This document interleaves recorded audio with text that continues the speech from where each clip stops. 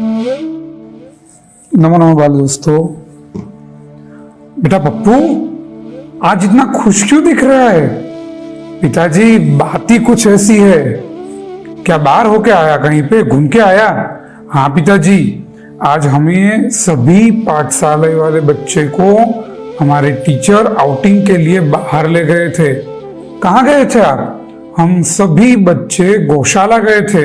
वहां हमने सभी गायों को गुड़ और घास खिलाया। सभी गाय इतना आनंद लेकर वो खाना खा रही थी पिताजी, और उनके मुंह पे दिख रहा हुआ आनंद हमको कैसे पता चला पता है आपको पिताजी? वो इधर से उधर, उधर से इधर जो वो घूम रही थी, दौड़ रही थी, बस उनके पैरों की थनगनाहट से हमको पता चला कि वो कितना एंजॉय कर रही थी पिताजी।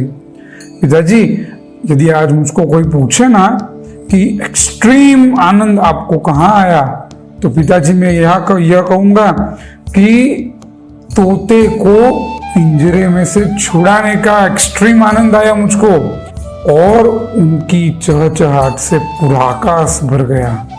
बच्चों, ये है रियल मैन, ये है रियल मैन की इमेज।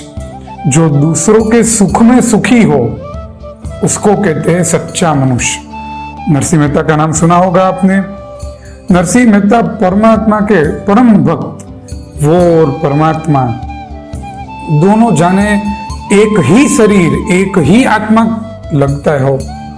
ऐसे नरसिंह मेहता के घर एक दिन एक दरिद्र ब्राह्मण आता है, और दरिद्र ब्राह्मण कहता है, नरसिंह जी, मेरी बेटी की शादी है, मुझे कुछ चाहिए, कुछ चाहिए। नरसिंह मेहता ने कहा कि एक काम कीजिए, आप बैठिए, मैं आता हूं। नरसिंह मेहता के पास तो कुछ था नहीं, और उसकी वजह से नरसिंह मेहता ने ऐसा कहा कि आप घर पर बैठो, मैं बाहर होके आता हूं, मैं आपके लिए लेकर आता हूं। और नरसिंह मेहता निकल गए, और गांव में बाजार में जाकर उन्होंने पैसे उधार मांगने की कोशिश की, लेकिन कोई भी पैसा देता नहीं था, क्योंकि उनके पास सामने रखने के लिए कुछ था ही नहीं।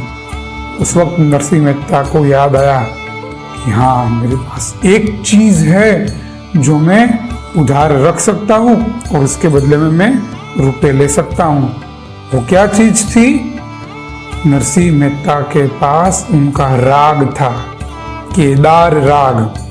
ये राग ऐसा राग था उनके पास कि जब उस राग में नरसिंह मेहता परमात्मा का भजन करते थे, मानो परमात्मा उनके सामने साक्षात प्रकट हो गए हो। तो नरसिंह मेहता ने अपना केदार राग वहां उधार रख दिया, और रुपए लिए और वहां से चले गए, और दे दिए उस दरिद्र ब्राह्मण को।